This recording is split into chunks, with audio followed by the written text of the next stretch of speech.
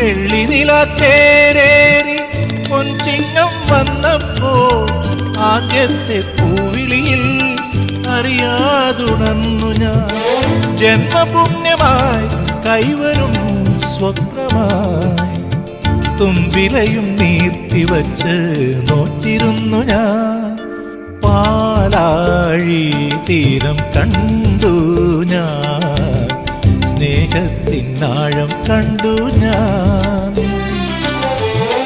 പൂച്ചെണ്ടിനു കൈ നീട്ടി പൂക്കാലം വരവേറ്റു, ഒരു സ്വർഗാരാമം നീളെ കൈ വന്നു.